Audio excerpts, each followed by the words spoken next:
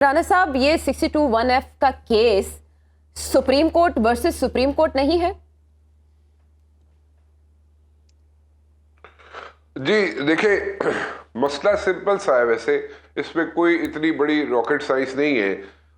बताइए, इतना स्ट्रिक्ट आपने रूल्स एंड रेगुलेशंस रखे हुए हैं कि इसमें तो वाकई जो आज चीफ जस्टिस साहब ने भी कहा है कि इस क्राइटेरिया में तो कोई फिट इन हो ही नहीं सकता।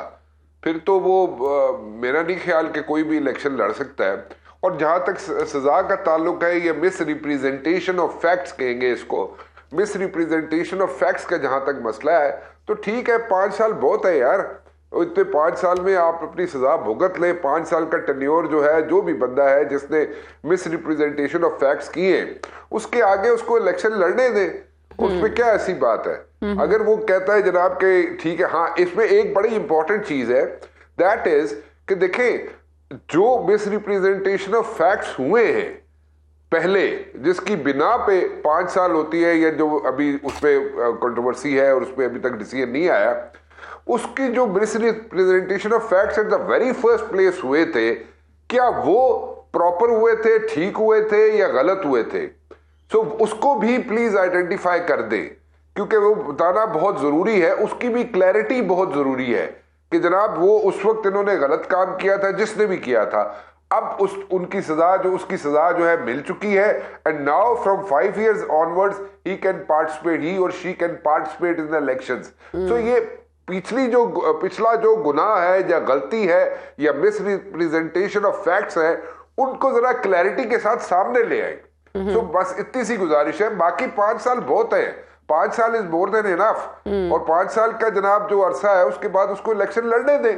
हर चीज की एक सजा की मुद्दत रखी हुई है, तो फिर इसमें आप क्यों अनलिमिटेड या लाइफ टाइम आप उसको एक बंदे को बार कर रहे हैं? लेकिन फिर वही सवाल आता है कि उस वक्त जो मिस रिप्रेजेंटेशन ऑफ फैक्ट्स हुए थे, उसको प्लीज क्लैरिटी के साथ दे। मतलब कोर्ट्स जो है, जो भी डिसाइड कर रही है, क्लैरिटी दे दे कि हाँ जी, उस वक्त हुआ था मिस रिप्रेजेंटेशन ऑफ फैक्ट्स, अब नहीं है, और जो सजा है वो भुगती जा चुकी है, and now they can go for elections. So ये क्लैरिटी बहुत जरूरी है। तो अगर ये क्लैरिटी नहीं होगी ना, तो कल फिर आप भी बैठी होंगी, मैं भी बैठा हूंगा, और अखबारात में भी एडिटोरियल्स लिखे जा रहे होंगे कि जनाब उस वक्त ये हुआ था, तो वो था के चक्कर में वो सारी जिंदगी था जरा ना, वो पेटे पे रहना है। तो इसलिए उसको भी जरा क्लैरिटी उसमें भी मिल जाए तो बहुत बेहतर हो जाएगा। लेकिन चंद दिन मुअक्कर होने से राणा साहब दहशतगर्दी खत्म हो जाएगी? अच्छा, इस पे कंटेम्प्ट भी बनती है वैसे। हाँ, ये बयान काफी अरसे से मैं कह रहा हूँ कि 8 फरवरी को इलेक्शंस होते हुए जरा डाउटफुल है। और ये चीफ जस्टिस को सुनना चाहिए राणा साहब को बुला के, कि राणा साहब को कहां से लगा, कब से राणा साहब मैं बता दूं ये भविष्यवाणी दे रहे हैं। राणा साहब पूरी तैयारी 6 महीने की सजा है। अच्छा, 6 माह की। नहीं जी, मैं तो ये कह रहा हूँ कि देखिए 8 फरवरी को आपने इलेक्शन कराने जरूर कराए, लेकिन मैं ये भी कह रहा हूँ साथ साथ कि 8 फरवरी को इलेक्शंस होते हुए इसलिए डाउटफुल नजर आते हैं। मैं रिपीट कर रहा हूँ, आप इसको जिस तरह मर्जी ले लें, लेकिन that's my take on it. हम चाहते हैं कि इलेक्शंस हो, बिल्कुल हो, लेकिन 8 फरवरी को इश्यूज है, सिक्योरिटी के इश्यूज है। अगर मुझे बुलाना है तो मौलाना साहब को भी बुलाएं, फिर ठीक है, मौलाना साहब भी जाए साथ। मौलाना साहब को भी तो हीट फेस कर रहे हैं ना, सिक्योरिटी के इश्यूज की मैं निशानदेही कर रहा था, मौलाना साहब भी आज वो ही करना शुरू कर दी उन्होंने। सिक्योरिटी के इश्यूज की निशानदेही मैं पहले से कर रहा हूं, वो अब करना शुरू हो गए। सो मतलब इसमें कोई गलत बात नहीं है। द पॉइंट इज कि 2 सूबों में सिक्योरिटी के इश्यूज है। इसको कई पॉलिटिशियंस कह चुके हैं, not only me, the politicians have also said it. मौलाना साहब has said it on record, ठीक है। सो कल भी कहा, उससे पहले प्रेस कॉन्फ्रेंस में भी कहा, उससे पहले भी कई मरतबा कह चुके हैं। तो मैं थोड़ा सा पहले से कह रहा हूं। सो द पॉइंट इज कि अगर सेनेट के इलेक्शन से पहले अगर इलेक्शन हो जाते हैं और थोड़े से हालात बेहतर हो जाते हैं, there is nothing wrong with it. इसमें कोई गलती नहीं है। मैं हालात की बेहतरी की गारंटी कैसे मिलेगी राणा साहब? ये केपी और पंजाब में भी इलेक्शंस थे ना, तो देखिए हाँ, बड़ा अच्छा सवाल है आपका, very good question, very good question, बिल्कुल सही बात है।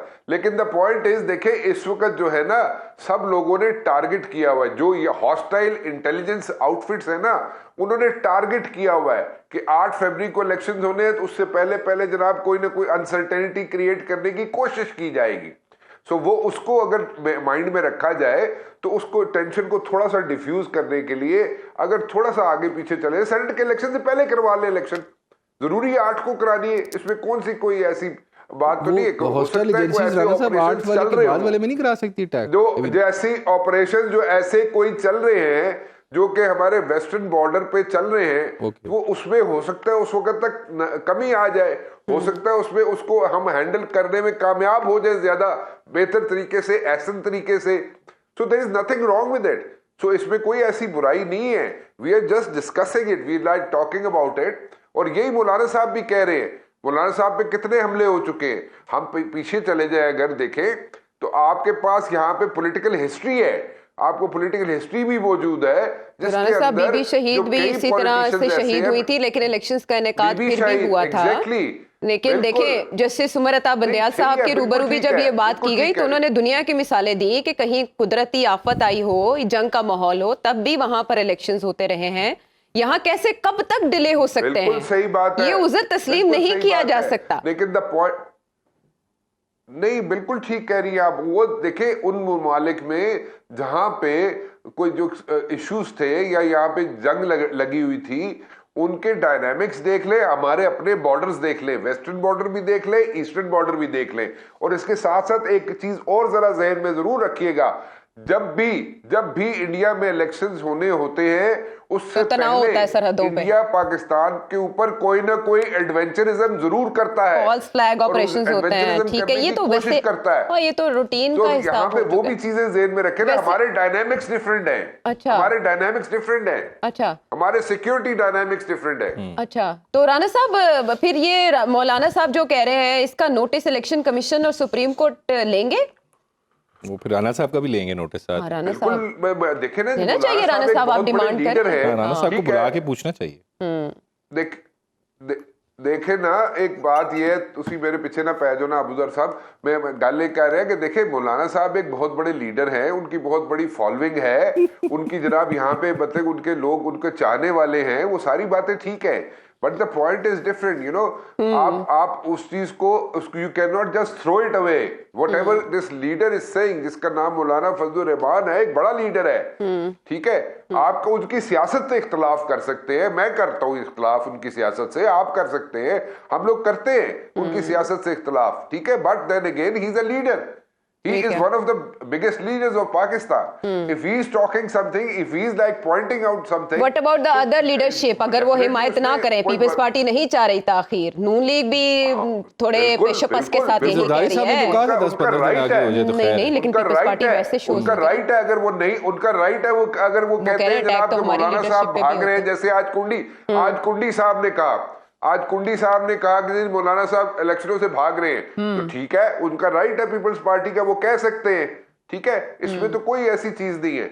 लेकिन उनकी बात को भी you can not throw it away, मौलाना साहब की बात को भी आप बिल्कुल डस्टबिन में नहीं फेंक सकते, उनको भी राणा साहब और मौलाना फजलुर रहमान की एक ही लाइन, पहली दफा दोनों एक ही चीज पे एग्री कर रहे हैं। राणा साहब और मौलाना फजलुर रहमान एक पेज पे हैं, पहली दफा हुआ है। ठीक है, लेकिन मैं पेज पे नहीं हूँ, मैंने दोबारा रिपीट करता हूँ, मैं मौलाना फजलुर रहमान साहब की सियासत से इख्तलाफ करता हूँ, उनकी सियासत से मुझे इख्तलाफ है, मैं उनकी सियासत जिस तरीके से मौलाना साहब करते हैं उससे इख्तलाफ है, लेकिन this is we are talking about his security. आज ना आईबी के हेड और सेक्रेटरी दाखिला फेडरल जो है इलेक्शन कमीशन के दफ्तर गए और वहाँ मीटिंग भी हुई है, तो कुछ खिचड़ी ऐसे लगता है कि पक रही है।